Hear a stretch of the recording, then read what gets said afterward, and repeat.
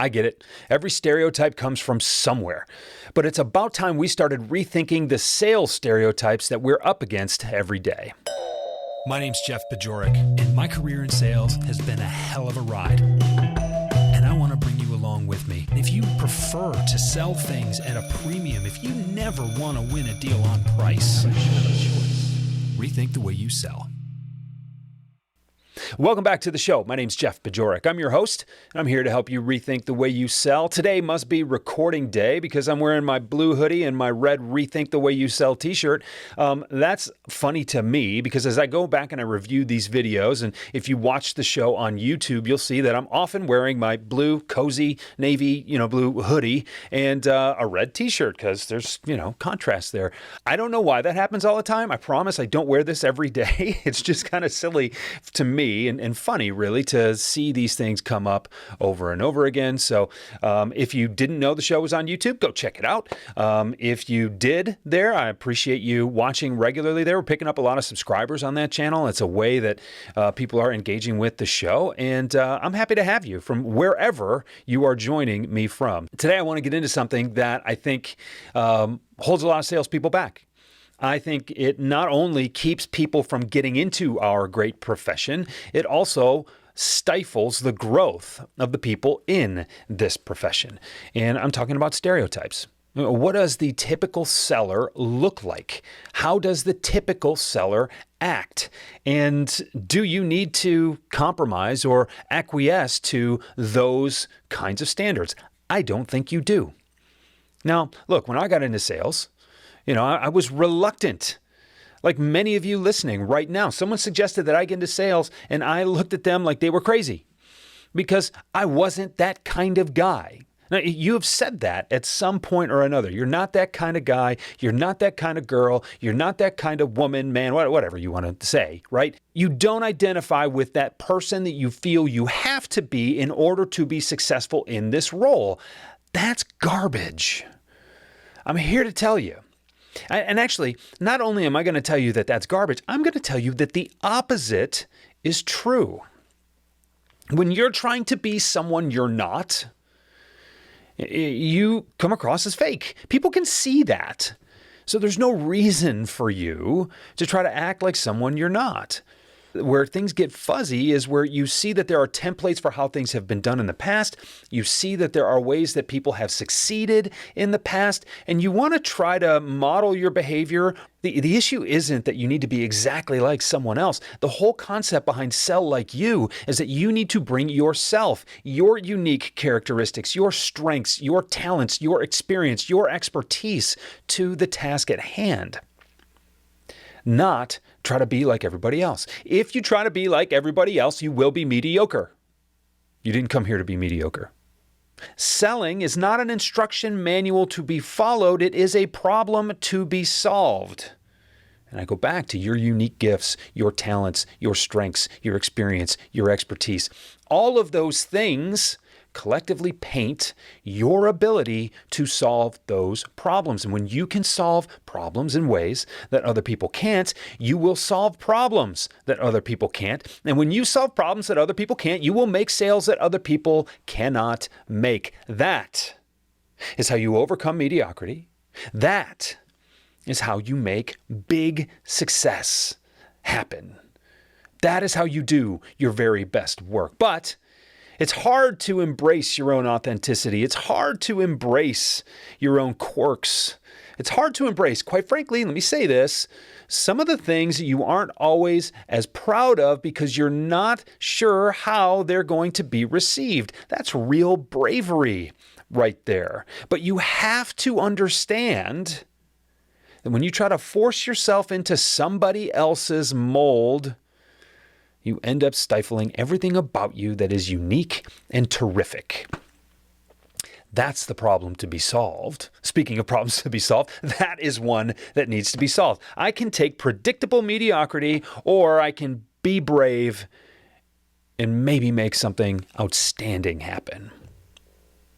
You didn't come here to be mediocre. Just want to remind you of that.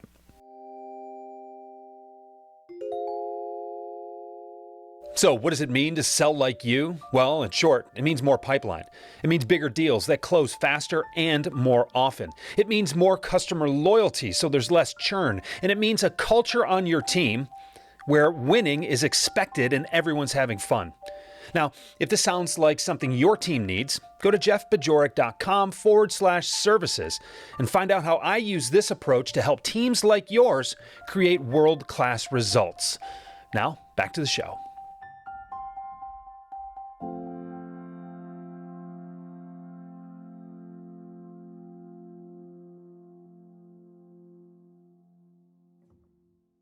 So let's talk about some of these stereotypes. We can talk about the way people look. I can talk about, your $100 haircut or even more than that if you're a woman, right? Like, you can talk about the wardrobe, and you can talk about the shoes, and you can talk about the makeup, and you can talk about all the things that you conjure up in your brain when you think about a high-flying sales professional. You think expensive clothing. You think these people look good, they smell good, they treat themselves well, they drive nice cars, they eat fancy dinners in expensive restaurants, they all have country club memberships and vacation homes and private jets, and we can take all this and spin it completely out of control. But most of the salespeople making really good money don't wear three-piece suits to work every day. The guy who's just crushing it selling heavy machinery, that guy's wearing steel-toed boots, blue jeans, and maybe a collared golf shirt to work. But not a collared golf shirt that he's afraid to get greasy and dirty, right? Some of the people who are making the most money in traditional sales roles don't look like the traditional picture you have in your head. And I just want to be clear, because I don't want to try to keep track of all this stuff. I normally do a pretty good job of balancing my pronouns and such, and talking about he's and talking about she's and everything in between, really. But I just want to talk about salespeople in a non-gendered manner right now. So I apologize if I don't get the balance right for the remainder of this episode. But the people out there doing the work are dressing and acting in a way that allows them to best get the work done. Now, I've talked to people, friends of mine, colleagues of mine, who believe that you need to wear a navy blue suit and a white shirt every day because those are the colors of trust. Valid point. But if you don't fit into that mode, if you don't fit that look, if you just don't want to aspire to that, I'm one of those people. I look pretty good in a navy blue suit and a white shirt. Great. I don't want to wear that every day. That's boring to me. The visual impression that you make factors into that reputation. But again, if I showed up in a navy blue suit and a white shirt to a construction site every day, those people would laugh me off the site. Looking the part means something different for every person, for every sales role.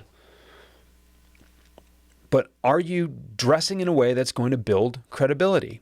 Now, I can tell you, if I'm selling to the CEO of a bank, I'm probably wearing a tie, probably wearing a suit, probably making sure that I shined my shoes the night before that meeting, because I know that's how that CEO is going to show up. Those are the details that they pay attention to, right? But if I'm showing up like I used to sell into athletic training rooms, as a former certified athletic trainer, I never wore dress shoes and a tie in my training room.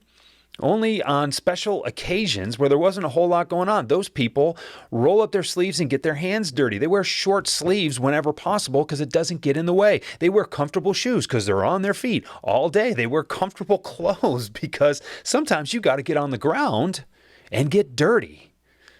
Well, what's the relatable message to showing up overdressed, right? You don't want to be appearing as if you're looking down on your prospect. At the same time, you don't want to show up underdressed, because if you show up underdressed, it shows that you are not taking the role seriously. You're not taking the meeting seriously. It's not all about fancy cars. It's not all about golf club memberships. It's not all about, being able to speak the language of wine, right? These are all stereotypes that you can just let go of. And you know what's really refreshing is when you're confident enough, bold enough even, to play off those stereotypes. To show up to the wine tasting, hosting a wine tasting as a customer event and saying, you know what? I don't know anything about this, but apparently people in sales are supposed to know stuff about this, so I thought I might do this. Maybe we can have some fun and learn something together. Using a little humor, using a little bit of self-deprecation, creating an environment where we can all learn together. Maybe you, as my prospect, don't know anything about wine either, but you always wanted to. Maybe you know a ton about wine, and now you get to help educate me. That's going to make you feel good too, right? So I'm really curious. And hit me back in a comment on the YouTube channel or join the rethinkthewayyouSell.com community. Go into the course where this podcast is. Comment in this lesson. What are some of the stereotypes that you want to get rid of? Maybe there are some things about the way you think a salesperson has to act or has to look or has to be that still make you uncomfortable, and you're looking for some support to get around that stuff. That's why the YouTube section the YouTube channel has comments enabled, right? That's why when you go into rethinkthewayyouSell.com, on every single one of these episodes, you can start a discussion with your peers, with your colleagues, with other people who feel the same way. Trying to communicate that, trying to create the area where we can talk about these things. Because sometimes just listening to a podcast and not feeling as if you can react to it is, it's kind of a lonely place. You get to define the stereotypes. You get to nullify them. You get to create your own.